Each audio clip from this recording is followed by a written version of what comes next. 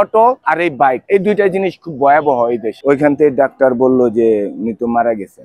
রাস্তার মধ্যে বিশেষ করে জ্যামের মোটর সাইকেল, আর এখন তো এক বাইর হয়েছে অটো, এর তো কোনো মানে নাই। ও রোডের মাঝখান দিয়ে ওর চলতে হবে, ওর কোনো না ওর সাইড আছে, না ওর কোনো শিক্ষা আছে, না কিছু আছে।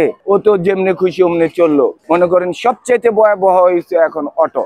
গ্রামে গেলে হয়তো দেখা যায় কোনো জায়গাতে আমরা গাড়ি ঢুকবে না, রুগীর লোকজন বলতেছে এখান দিয়ে যাইতে হবে, আমাদের গাড়ি যায়, তারপর আমাকে কষ্ট করে যাইতে হয়।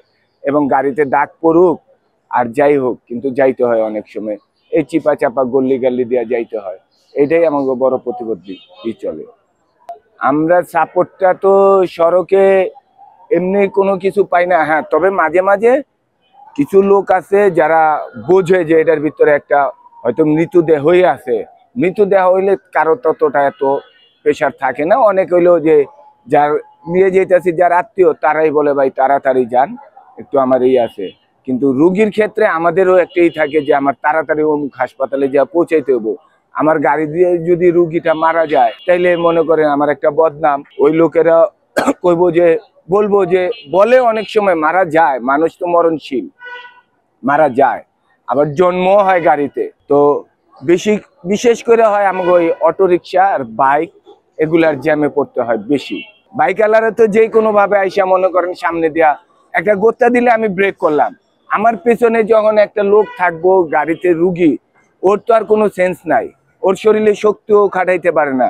আমি ব্রেক করলাম, যারা বসে আছে তারা খিস মেরে বয়ে থাকলো, কিন্তু যে রুগী আছে সে তো মনে করেন আইসা হয়তো এক হাত সামনে বাইরে গেল, একজনের আডুর সাথে তার মাথার সাথে বাড়ি খাইলো, সে মাথায় ইনজুরি, আরো ব্যথা পাইলো। তাহলে কি হইলো?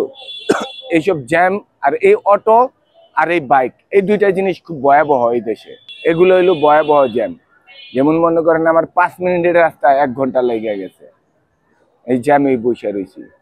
ঢাকা শহরের জ্যাম তো চলমান, আস্তে আস্তে চলুক আর যেভাবেই চলুক, কিন্তু বড় বড় স্টেশন গুলাতে আমাদের জ্যামে ভয়াবহ জ্যামে পড়তে হয় দ্রুত। মানে আমার যে স্মরণীয় ঘটনা একটাই, আমি গোপালগঞ্জ থেকে একটা রুগী নিয়ে আসতেছিলাম।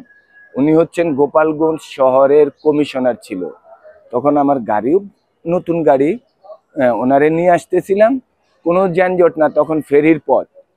ফেরিতে আনার পরে ঢাকায় এই যে আপনার গুন্ডিগড় গেন্ডারিয়া, এই গুন্ডিগড়ে এখানে উনি আমার রানিং গাড়ি থেকে নাইমা যেতেছিল।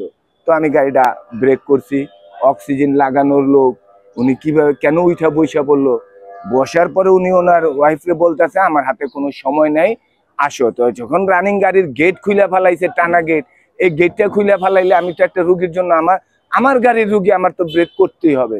ব্রেক করার পরে মনে করেন উনি বলতেছে যে আমার হাতে কোনো সময় নাই।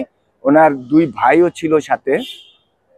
তো উনি নিচে নামার পরে একটা ওই পার্টির ক্লাব ঘর, ওইখানে বসার নামার পরে ওইখানে নামছে পরে ওই লোকজন ধরাধরি করতেছে, আমার গাড়ির লোকজন বললো ভাই কি হয়েছে?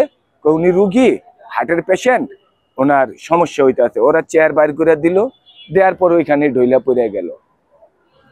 তো আমার এরা বললো ধারে কাছে কোন হাসপাতাল? আমি বললাম এই যে এখানে একটা প্রাইভেট ক্লিনিক আছে, ওখানে শুধু পরীক্ষা করে। ওইখানে ডাক্তার কর্মরত যারা ছিল, অফিসার হোক ডাক্তার হোক, ওনারা দেখে বললো যে ওরে নিয়ে যান ন্যাশনাল হাসপাতাল। এই ন্যাশনাল হসপিটালে নিয়ে গেলাম, ওইখান থেকে ডাক্তার বললো যে উনি তো মারা গেছেন। এই তো আমার এটাই স্মরণীয় যে আমি একটা ভালো সুস্থ লোক, ফেরিতে আমার সাথে উনি 20 মিনিট কথা বলছে, তখন ফেরি পার হইতে লাগতো 2 ঘন্টা 1.5 ঘন্টা। এখানে আসার পরে, এই ঢাকা আসার পরে উনি মারা গেছে। ওনারে নিয়ে যাওয়ার কথা ছিল আমার বাডেমে। যেই চালাক এই গাড়িটা, এলা হিন্দু বৌদ্ধ খ্রিস্টান মুসলিম যেই চালাক, তারও একটা মন আছে। যখন তার পেছনে একটা লোক শেষ নিঃশ্বাস মানে মারাই গেছে, তখন সবাই কান্নাকাটি করলে কিন্তু কেউ ঠিক থাকতে পারে না। ও যত বড়ই হোক, ওর একটু মন হইলো নরম হয়। মারা গেছে কিংবা ভাই সাইড করব, হ্যাঁ, কেউ বলে সাইড করেন, কেউ বলে ঘুরায় ফালান, কেউ বলে আমরা হাসপাতালে যাব, আমরা একটু পরীক্ষা করব দেখব। তখন ওই যে মন খারাপ নিয়ে আসতে হয়। আর যখন জন্ম হয়, তখন তো যে স্ট্যান্ডের গাড়ি, ওইখানে গেলেও কয় তোর গাড়িতে জন্ম হয়েছে, তোর ভাগ্য খুলে গেছে, বাচ্চা হয়েছে, তুই কিছু খাওয়া। তখন সবার ভিতরে ফুর্তি লাগে যে আসলেই হ্যাঁ আমার গাড়িতে জন্ম হয়েছে পোলাটা, একটা বাচ্চা, এলা মেয়ে হোক ছেলে হোক জন্ম হয়েছে, হ্যাঁ এলা পার্টিরে কয় যে ভাই আপনি টাকার টেনে বাচ্চা গেছেন, কিছু আম করে খাওয়াই যান। এইরকম সবাই কেউ খাওয়ায়, কেউ থাকে যারও সামর্থ্য আছে সে খাওয়ায়।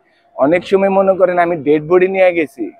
আমার জীবনে আমি অনেক জায়গায় টাকা কোথাও আমি 4,000 3,000 ছাইরা দিয়ে আয়া পড়ছি যে লাগবে না, উনি দিতে পারতেছে না। কেউ দান করে আইছি 500 1000 200 150 যখন যেরকম জুটছে যারে, কিন্তু অনেক জায়গায় এরকম দিয়েছি।